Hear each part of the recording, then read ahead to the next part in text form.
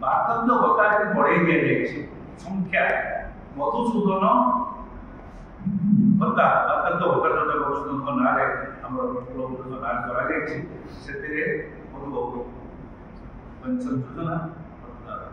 योजना से 4 लाख बढ़ाई दि संख्या संख्या बढ़ी से बजेट देखुली से संख्या बढ़ार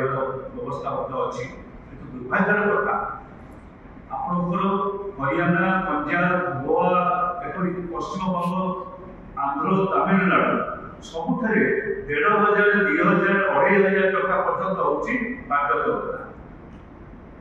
एटी वरिष्ठ नागरिक मानक विद्रुप करा जायछि भिकारी भत्ता दिया जाए से भिकारी भत्ता होची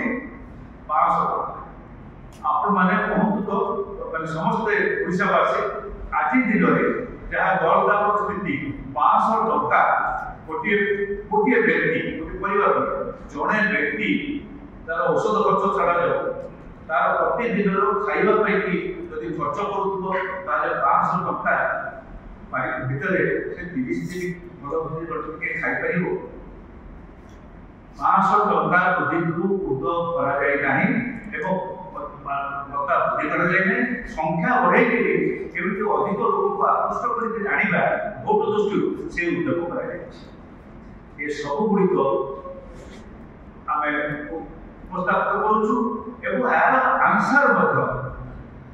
विजु जनता दल चाहूँ जे सरकार अच्छे से यार उत्तर रखिए प्रत्येक बजेट गोटे पक्ष प्रस्तावित होता है